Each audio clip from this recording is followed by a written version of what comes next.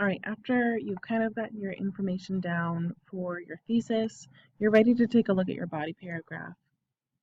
And I do say that hesitantly because a lot of times, and as I said in my thesis video, a lot of times I start with my body paragraphs first before I even begin thinking about my introduction. I think it's much easier to craft a thesis statement once you know where you want to go in your paper, what your main ideas or what your main claims are going to be, and then work backwards from there. So I have my three claims already in my mind. I have Colonel Graff is a manipulative character. I think he gets what he needs through persuasion. And then I'm still kind of debating my third point. I'm kind of stuck between the ideas of Graff kind of takes on a role as a parent for Ender, especially the later you get into the book. Um, but I also kind of want to talk about how Graff is constantly an observer.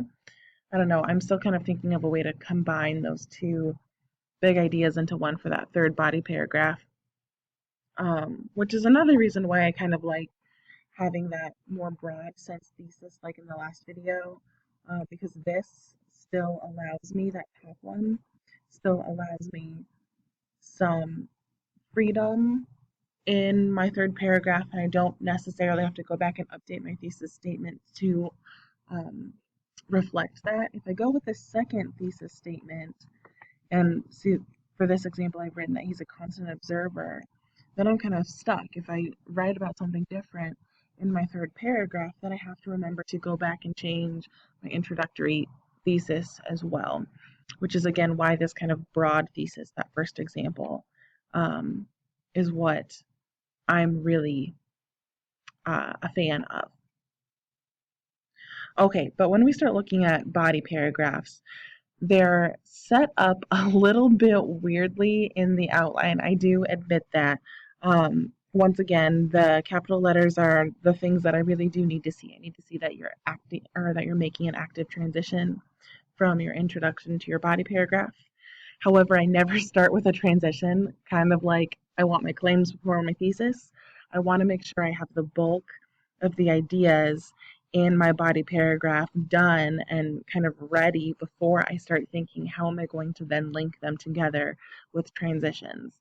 I could kind of use the old standby and say something like the first argument being made about Colonel Graff is.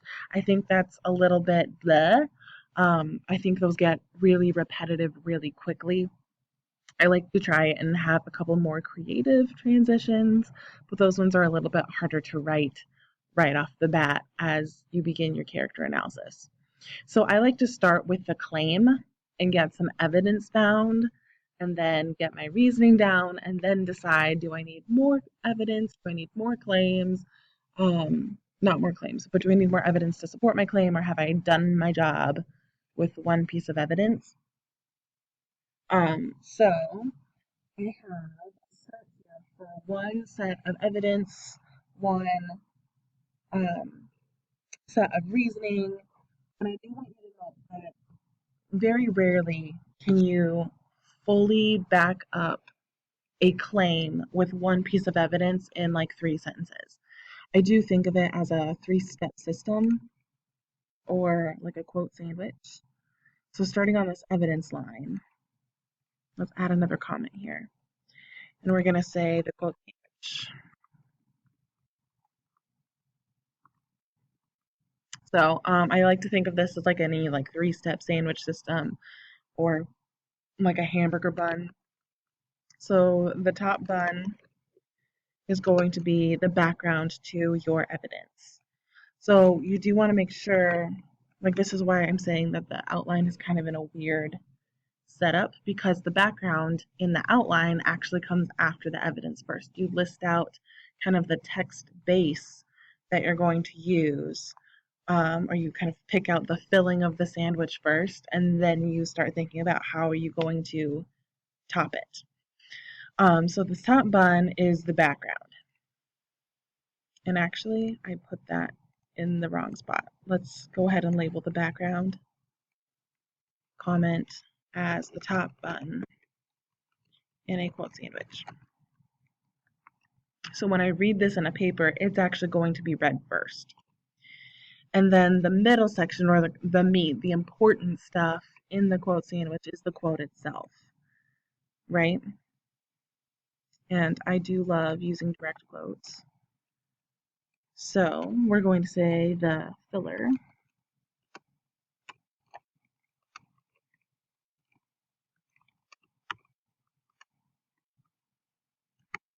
Or we'll say maybe like the second portion,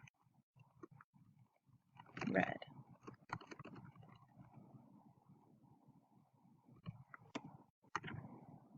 And then the last part is your reasoning, or the so what. You have to explain your claim. I know it's not necessarily the best example, I guess, because not everybody stays up to watch the Tonight Show all the time. But I uh, use that as kind of an example for another way to think about a quote sandwich.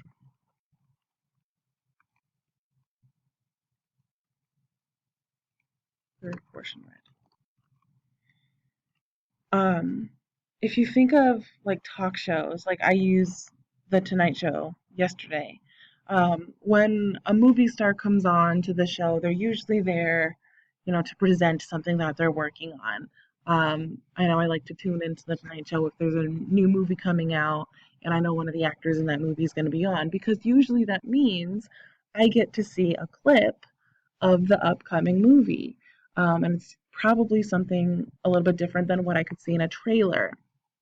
But before they show that clip, um, the host or the star usually gives some sort of lead in, or they set some context for the audience there before they get to watch the little film clip. Either like what's the character going through, or what's kind of going on in the scene. And then we see the scene. And then after that movie clip plays, then they come back and talk about it a little bit. And that's really what you're doing in written form. You're giving the background, and then like the evidence or your quote from the book. This is where you are using the author's words, not your own. Um, that is that movie clip that you get to watch, and then you get to go explain kind of, well, what are we supposed to take out of that?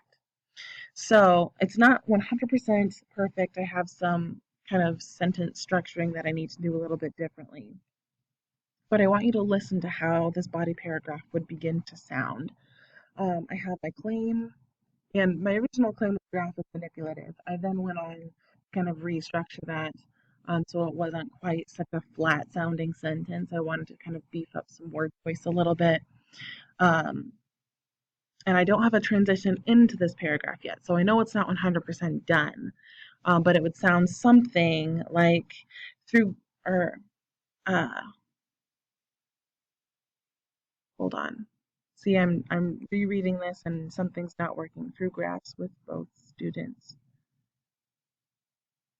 Maybe through graphs actions is maybe what I meant there.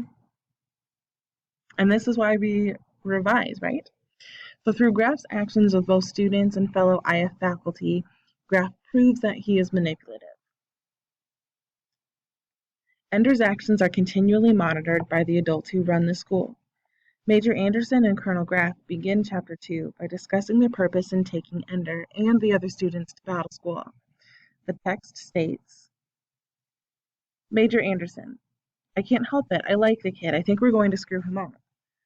Colonel Graph, and I probably want to switch this around a little bit, saying like Major Anderson said, I can't help it. Colonel Graph said, just what reads a little bit more naturally. Colonel Graph, of course we are. It's our job. We're the Wicked Witch. We promised gingerbread, but we eat the little bastards alive. And then I did include the page number. I don't have to include the author's last name yet, because as of right now, I'm only citing the source. So the page number is enough. If I decide I need to do some extra research and I have another source or two that I'm using, I'd want to make sure I put the author's last name. in as well as the page number. Not a page number is okay. And so I've taken that exactly as I see it from the book, both quotes. And then I have to go back down here to the reasoning to explain it. By including these observational scenes, the author is allowing the reader into the minds of the adults. The audience can see their reasoning in intentionally causing distress and possible harm to their students in order to form them in the image of the perfect IF soldier. The promising success to the students who go to bat school, Graff is manipulating his future students into compliance with IF training procedure. Now, I'm not 100% satisfied with this. I think that saying there is a little bit too vague. It becomes a little bit harder to follow. So I'd probably choose to replace there with names, just so I know exactly which they I'm talking about. Because in this sentence, I'm using they both for the teachers and for the students, and that gets confusing for the reader after a while. You don't have to write incomplete sentences like this if you don't want to. If you want to jot down just big ideas and wait to write incomplete sentences for when you are putting this in your paper document, that's okay. I prefer to write incomplete sentences so I can kind of read each section together and hear how it flows. Again, it's all up to some personal preference there. But this is really kind of the gist of how a body paragraph will work. I think I have a good start on proving this claim. I think it will become stronger if I add in another piece of evidence. So another background, evidence, and reasoning section, which is what the bottom part of the body paragraphs are really referring you to. Part E, do you have more evidence to support your claim? If your answer to that question is yes, you will have to go in and repeat C. So I would maybe just enter down and then say evidence piece 2. And then the background to that piece, the transition to the quote,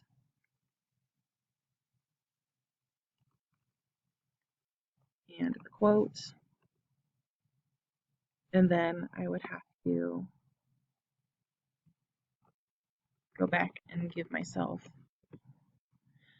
some reasoning.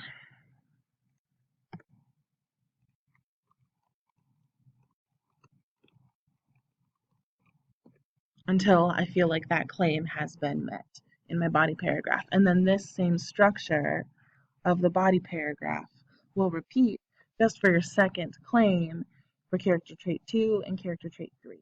So my next piece of evidence, once I'm finished with this paragraph, would then be to support the claim that Graff uses persuasion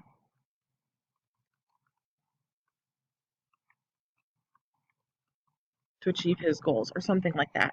However I want to tackle my idea about just how persuasive Graff is. So this video got a little bit long, but I think this outline setup can kind of trip some students up sometimes, and I wanted you to see kind of my thinking of how to approach the making of a body paragraph.